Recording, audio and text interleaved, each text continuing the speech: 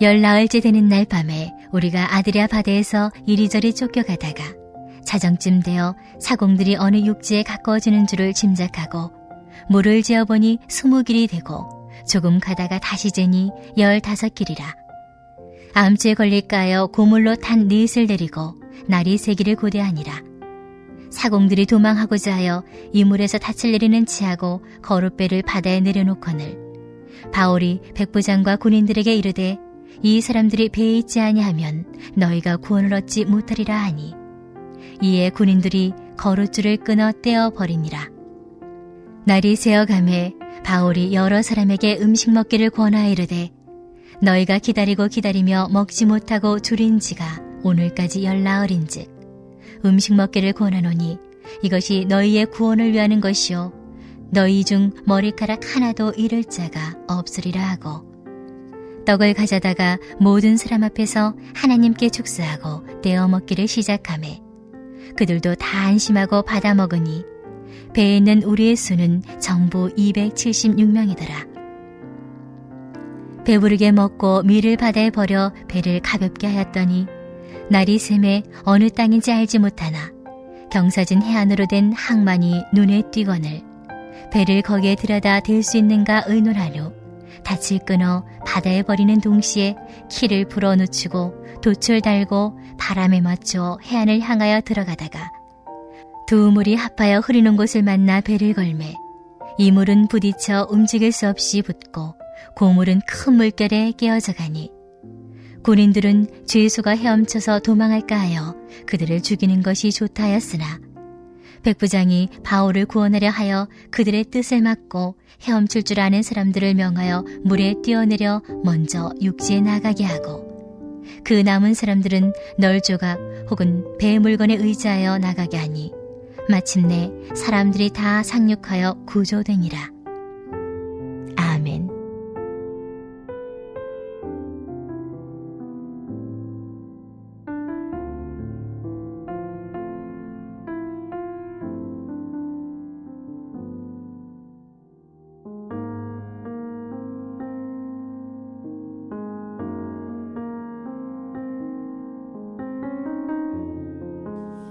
지금 사도 바울이 이 말씀을 우리에게 남기는 시점이 누가를 통해서 남기는 시점이 2000년 전입니다. 2000년 전에 276명이 타고 있는 배가 14일 동안 2주간 동안 풍랑에 휩싸였습니다.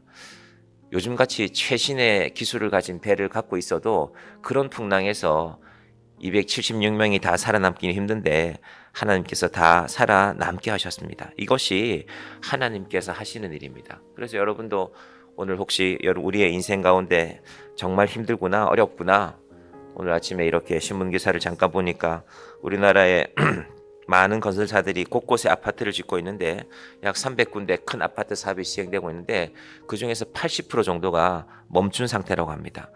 멀쩡하게 진행되는 사업들도 은행에서 더 이상 대출해 주지 못합니다. 건설회사가 멈추면 그 주변에 그 현장에서 일하는 수천 명의 사람들, 그 주변에 식당 하시는 분들, 그런 위기를 우리가 지나가고 있습니다. 하나님께서 이 나라의 위기를, 정치의 위기, 또 경제의 위기를 하나님께서 해결해 나가시기를 우리가 기도하는 이 아침이 되기를 바랍니다. 지금 이 사람들이 타고 가는 배 이름이 알렉산드리아호입니다. 알렉산드리아는 헬라 제국을 처음으로 만든 왕의 이름입니다. 대단한 왕이었죠.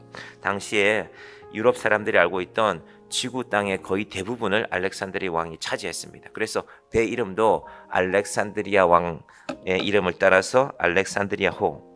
우리나라 같으면 이순신호도 있을 수 있을 것이고 우리 구남에 다양한 이름들이 있는데 그런 이름을 땄고 사실은 지금 이 배가 가고 있는 도시도 알렉산드리아입니다. 황제의 이름을 따서 지은 도시. 이집트의 수도는 카이로인데 카이로 서쪽으로 한 130km 정도 가면은 넓은 들판이 펼쳐져 있습니다. 물론 카이로 주변에도 들판이 있는데 이집트가 원래 수도로 삼았던 것을 로마 황제가 사용하지 않고 알렉산드리아라는 곳을 우리가 아프리카에 있는 로마의 주요 도시로 삼은 것입니다. 주변에 밀이 많이 나서 그 양식을 이제 배에 싣고 오려고 가고 있는 배였습니다. 그 가운데 사도 바울이 타고 있죠. 그런데 당시로서는 제일 큰 배 혹은 제일 좋은 도시로 가는 배였지만 하나님이 광풍을 불게 하시면 이 유라굴로라는 광풍 앞에서 어쩔 줄을 몰라 합니다. 우리는 지금도 그걸 알고 있죠. 우리 이번 3월에 산불로 인하여서 우리나라도 큰 피해를 입었는데 이렇게 좋은 시설이 많고 온 나라에 소방차가 몇 대인데 불을 못 끄나? 예, 못 끄고 끌 때까지 기다린 겁니다. 정확하게 말하면. 그래서 언제부턴가 뉴스에서 비가 와야 될 텐데 비는 하나님이 내리시는 거거든요. 해마다 우리가 물난리가 날 때도 깨닫지 않습니까? 태풍이 몰려오고 바람을 멈출 수가 없습니다. 하나님께서 인간은 계획을 늘 세우지만 하나님이 하시는 일 앞에는 항상 인간은 한계가 있습니다. 그래서 우리는 기도하며 살아가는 인생이 되어야 되는 것입니다. 무려 이 태풍이 며칠 동안 계속되었을까? 27절에 보시면 열나흘째 되는 날 밤에 우리가 아드리아 바다에서 이리저리 쫓겨가다가 자정쯤 되어 사공들이 어느 육지에 가까워지는 줄을 짐작하고 배가 이제 조금씩 수심이 얕아지는 걸 압니다.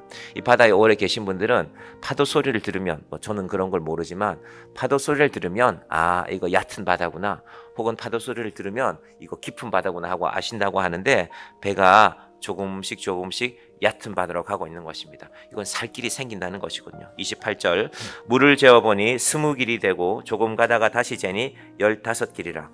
커다란 줄을 갖고 물 깊이를 재는 도구가 있는데 한 길은 사람 키만큼이거든요. 보통 그래서 한 길이라고 하면 나라마다 기준이 조금씩 다르지만 보통 1m 80cm를 한 길. 그러니까 20길이면 깊이가 36m였다가 15길이니까 이제 27m로 점점 줄어들고 있는 것을 알게 된 것입니다. 그러나 문제는 줄어든다고 좋은 것이 아니라 줄어들면 이 바다에는 바다마다 해구 스르디스라는 것이 여기 사도행전은 스르디스라고 되어 있는데 해구에 걸리면 배가 꼼짝 못 하거든요. 그래서 옛날 선장들은 해도를 보면서 배를 항구에 닿게 했고 요즘은 이제 이 바다 밑을 볼 수 있는 좋은 기계들이 있어서 그렇게 움직이는 것입니다. 그래서 가까워지고는 있지만 육지로 배가 암초에 해구에 걸리면 안 되니까 닻을 내리고 배 사방에 큰 쇳덩어리 그 시절에는 뭘로 만드는지 모르겠지만 큰 쇳덩어리 4개를 내려두는 것입니다. 그래서 일단 배를 멈추고 상황을 지켜보자는 것입니다. 왜? 지금이 밤 12시거든요. 앞이 보이지 않으니까 아침이 되면 방향이 보일 거니까 그때 결정하자는 것입니다. 자, 이런 상황 가운데서 그 다음에는 어떤 일이 벌어질까? 닻을 내리고 기다리고 있는 사람들의 마음이 어떻겠습니까? 이제 살 수 있겠구나. 14일 동안 태풍 속에서 아무것도 먹지 못하고 14일을 뱃속에서 배가 이리 흔들리고 저리 흔들리고 하고 견뎠으니까 살 소망이 생긴 것입니다. 여러분 인생은 힘든 일이 많은 것 같지만 그러나 소망이 생깁니다. 저희 교회가 이제 7년 되었는데 그래서 제가 지난 7년을 지나면서 한 가지 깨닫게 된 게 있습니다. 하나님께서 사람들이 생각하기에는 요즘 상황에 교회가 잘 될까? 인간적으로는 그렇지 않습니까? 근데 제가 곰곰이 생각해 보면 하나님께서 교회들마다 주시는 은혜가 있습니다. 그 소망을 버리지 않으면 교회는 살아나게 됩니다. 그래서 우리 인생도 마찬가지입니다. 하나님 힘든 일이 많습니다.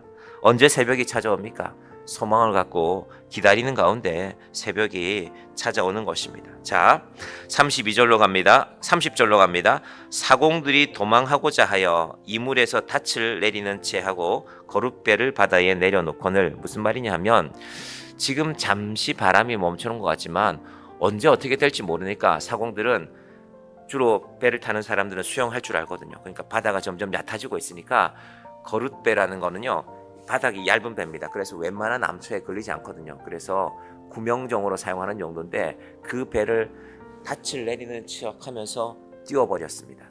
타고 도망가겠다는 거죠. 배 숫자가 충분하지 않거든요.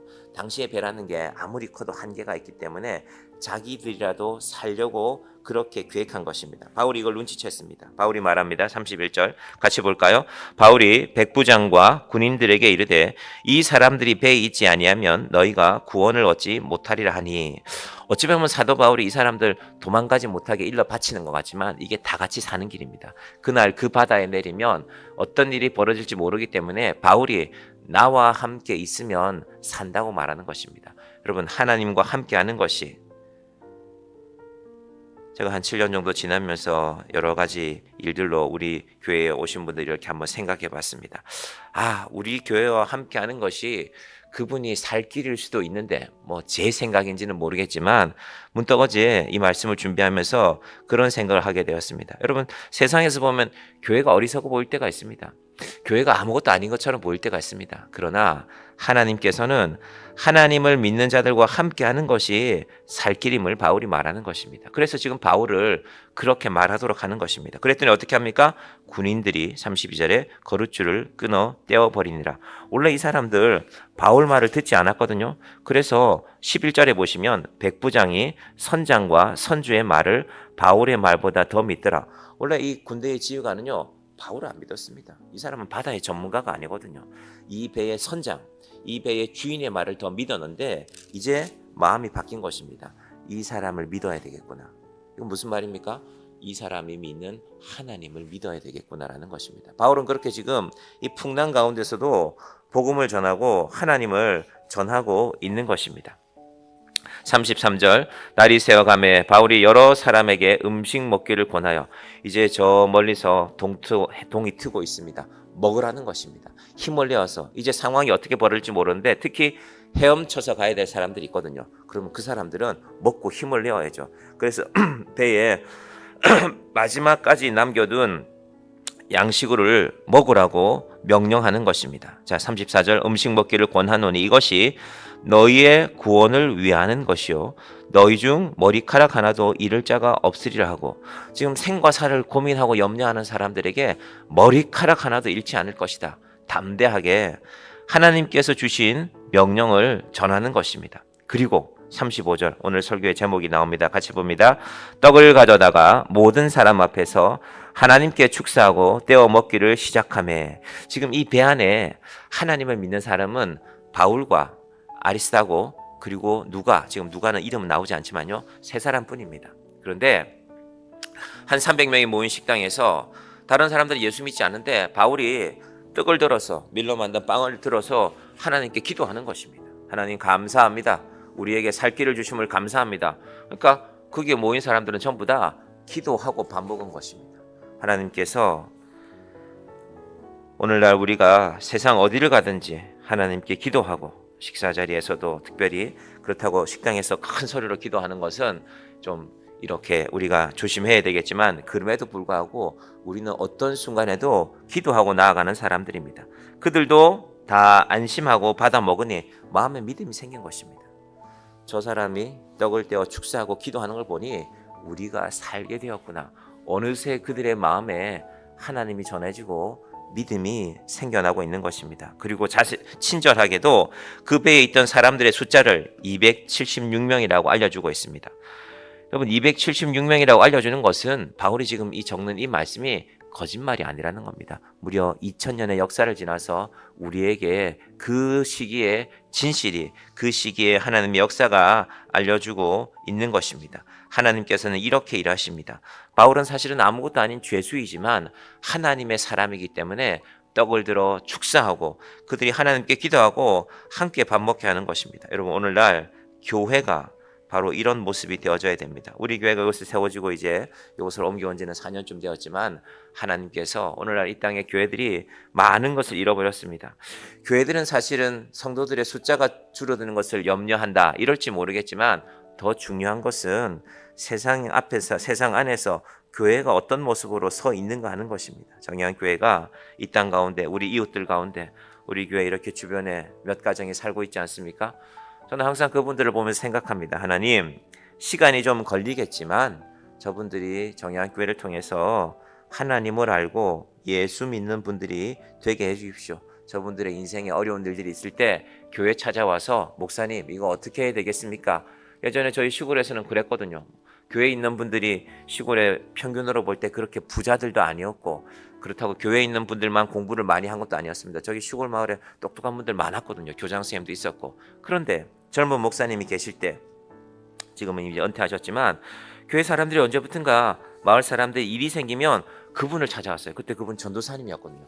전도사님 이거 어떻게 해야 될까요? 심지어 농사 짓는 일도, 농사 짓는 거는 본인들이 전문가잖아요. 근데 언제부턴가 묻기 시작하는 것입니다. 하나님께서 우리의 인생도 우리 교회도 세상에 어려움이 있을 때 목사님 이거 어떻게 해야 됩니까? 장로님 이거 어떻게 해야 됩니까? 우리를 찾아와서 묻고 우리는 그들에게 세상의 일만 알려줄 것이 아니라 예수 믿고 구원받는 복음을 전하는 하나님께서 세우신 정의교회가 되기를, 이 땅의 교회들이 되기를 주님의 이름으로 간절히 축원드립니다. 기도하겠습니다. 하나님 아버지 감사합니다. 사도 바울은 이 배 안에서 죄인일 뿐이었습니다. 아무것도 아닌 사람이었습니다. 그는 바다를 잘 알지도 못하고 항해하는 기술도 없습니다. 그러나 하나님께서 바울과 함께 하시니 배 안에 타고 있던 276명 모든 사람들이 바울을 바라봅니다. 그리고 바울의 명령을 따릅니다. 아버지 하나님, 이 땅에 교회를 세우셨으니 이 땅의 교회들이 이 귀한 사명을 감당하게 하여 주시옵소서. 교회가 세상의 모든 일들의 전문가는 될 수 없지만 하나님을 믿는 사람들이기에 세상은 교회를 주목합니다. 우리가 믿음 안에 살아가고 특별히 하나님께서 이 땅에 예수 믿지 않는 사람들이 여전히 이곳에 많이 있는데 아버지 하나님, 정의교회가 또 이 땅에 많은 교회들이 이 땅에 있는 사람들을 하나님께로 인도하는 구원의 방주 역할을 감당하는 교회가 되게 하여 주시옵소서. 배에서 떠나지 않아야 산다고 하였습니다. 하나님, 참으로 교회가 믿음을 붙들고 함께 살아가는 자들이 하나님의 나라에 이르기까지 믿음 안에서 함께 살아가는 믿음의 공동체로 살아가게 하여 주시옵소서. 예수님의 이름으로 기도드립니다. 아멘.